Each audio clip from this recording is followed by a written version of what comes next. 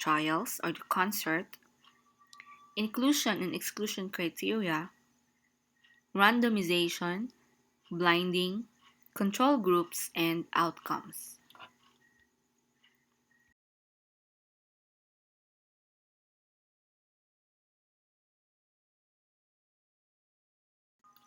The first component is the Consolidated Standards of Reporting Trials or consort. These are evidence-based sets of minimum recommendations for reporting RCTs.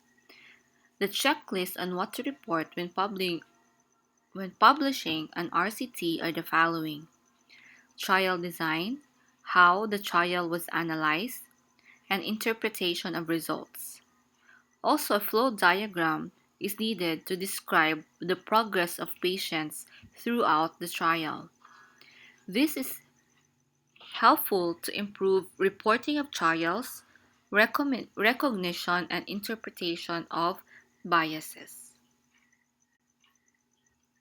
The next component is inclusion and exclusion criteria. Inclusion criteria ensures that only patients from the population of interest are enrolled, while exclusion criteria usually used to limit safety risks and or maximize chances of obtaining necessary data.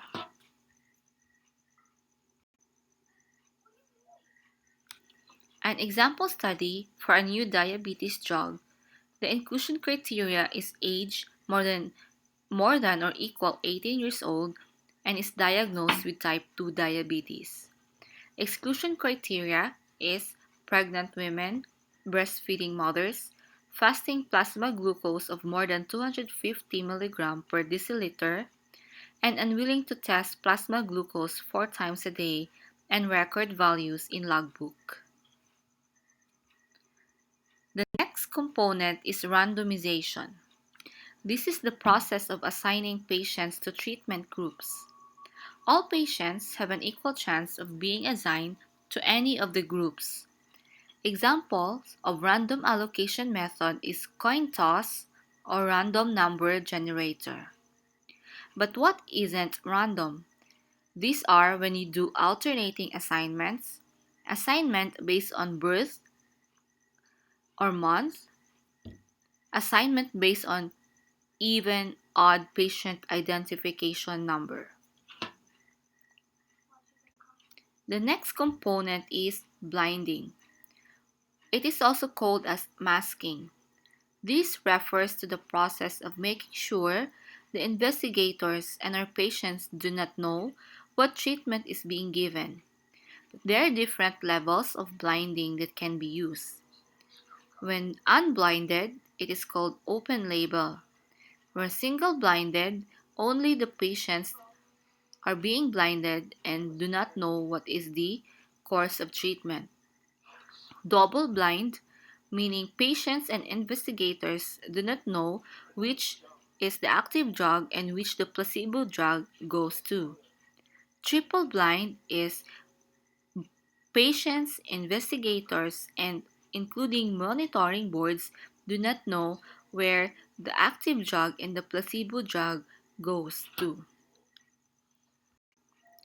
Purpose of blinding. It prevents patient or investigators' perception from unfairly influencing results. Unblinded patients may do the following. They may have biased responses to treatment and they may drop out of the study or be non-adherent to the treatment. That can jeopardize the whole protocol. Unblinded investigators may also transfer inclinations to patients.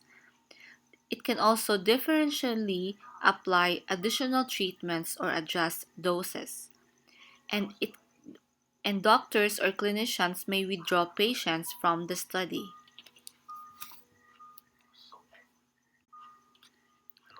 Control group is another component of RCT.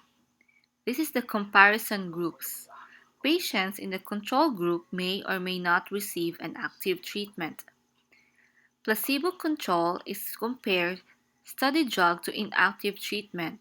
Therefore, control groups receive placebo drugs.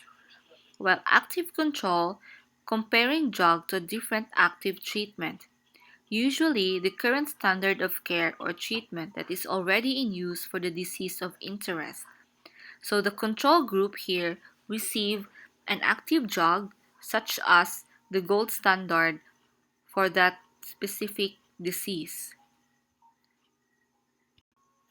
The last component is outcomes.